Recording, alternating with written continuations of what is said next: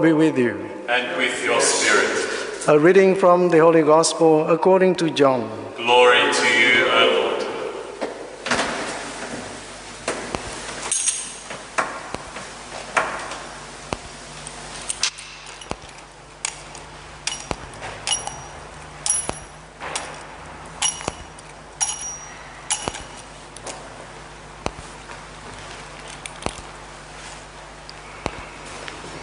It was before the festival of the Passover, and Jesus knew that the hour had come for him to pass from this world to the Father. He had always loved those who were in the world, but now he showed how perfect his love was. They were at supper, and the devil had already put it into the mind of Judas Iscariot, son of Simon, to betray him. Jesus knew that the Father had put everything into his hands, and that he had come from God and was returning to God. And he got up from table, removed his outer garment, and taking a towel, wrapped it round his waist. He then poured water into a basin and began to wash the disciples' feet and to wipe them with the towel he was wearing. He came to Simon Peter, who said to him, "Lord, are you going to wash my feet?" Jesus answered, "At the moment you do not know what I am doing, but later you will understand." "Never," said Peter, "you shall never wash my feet." Jesus replied, "If I do not wash you, you can have nothing in common with me." "Then, Lord," said Simon Peter, "not only my feet, but my hands and my head as well." Jesus said, "No one who has taken a bath needs washing, is clean all over. You too are clean, though not all of you are." He knew who was going to betray him. That was why he said, "Though not all of you are." When he had washed their feet and put on his clothes again, he went back to the table. "Do you understand," he said, "what I have done to you? You call me Master and Lord, and rightly so I am. If I then, the Lord and Master, have washed your feet, you should wash each other's feet. I have given you an example so that you may copy what I have done to you." The Gospel of the Lord. Praise to you, Lord Jesus Christ.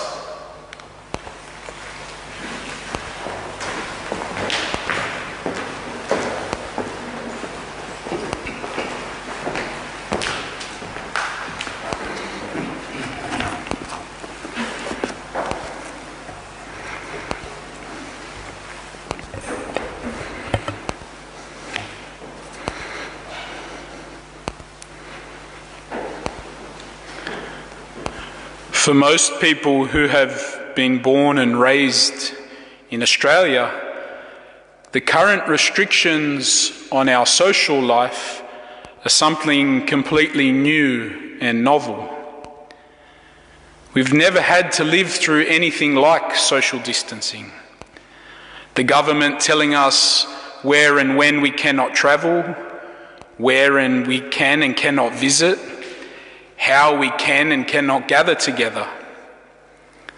But of course, for many Australians who have experienced war, who've experienced living under dictatorship or lived in poverty, for many Australians like this, they've experienced being cut off from family and from friends.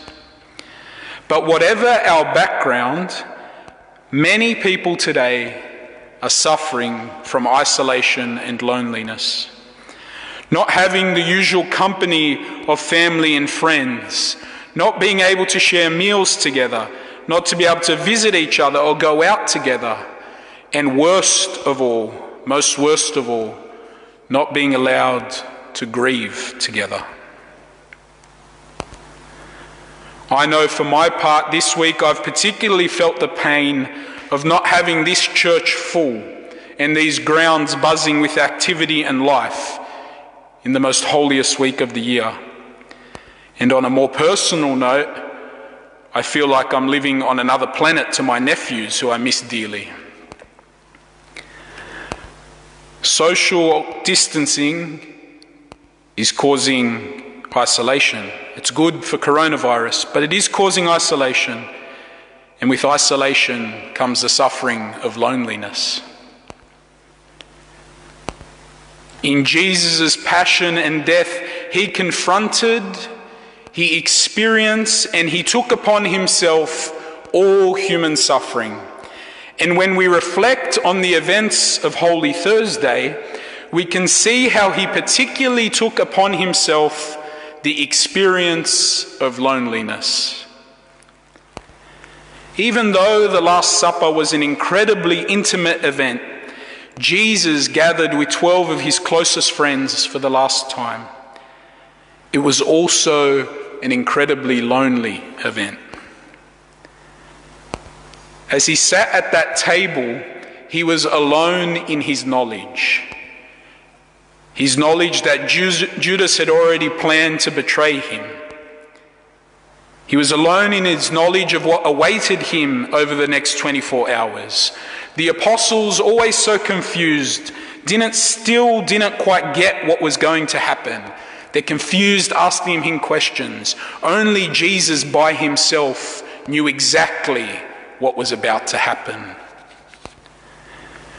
Jesus was alone not only in the upper room but in the garden. His disciples sleep, leaving him by himself in his anguish. But he's alone in a much deeper sense. As he prays in agony, what is revealed to him is the full weight of sin, the full horror, the full consequence that is all of humanity's sin, which he will take upon himself and destroy tomorrow. In that prayer, he's utterly alone. He sees the horror of sin and evil in a depth and a clarity in a way none of us can fully share. And with that knowledge comes a deep pain. And then betrayal, denial, desertion, and injustice plunge him further into the depths of loneliness. As his friends abandon him, he spends the night alone in darkness, victim of an unjust arrest in a lonely prison cell. How truly Jesus could have prayed the words of the psalm from his jail cell, "Friend and neighbour, you have taken away. My one companion is darkness."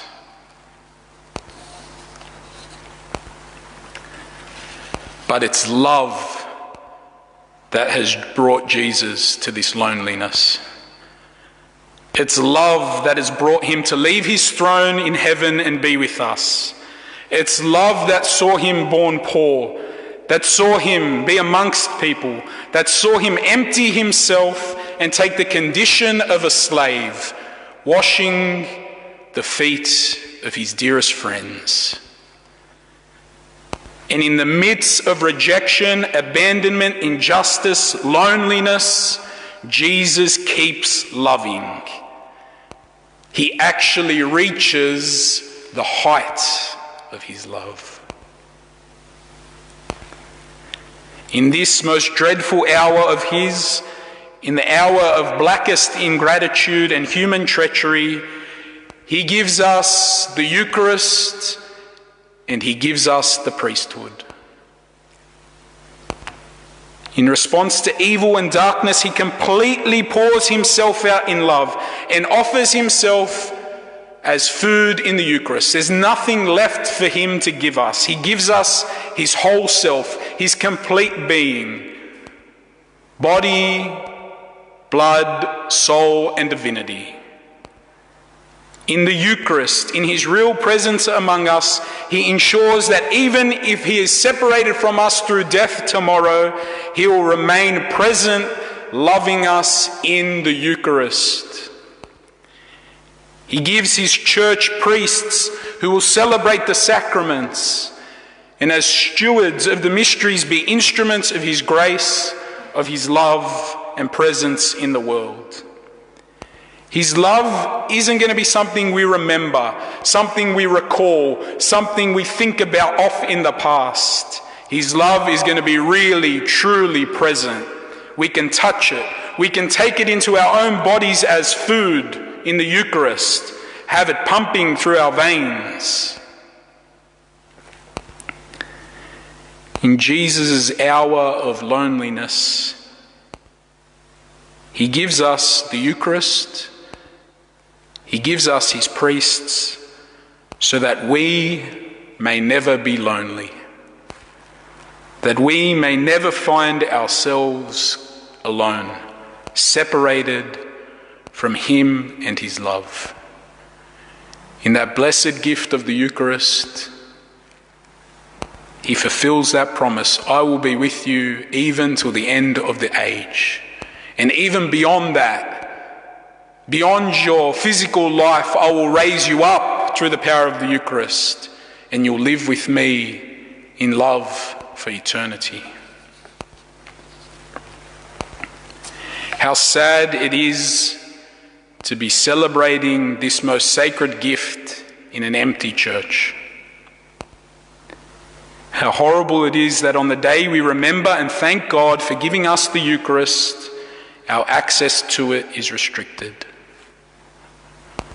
But let us never forget, ever forget the power of the sacrifice of the Mass itself.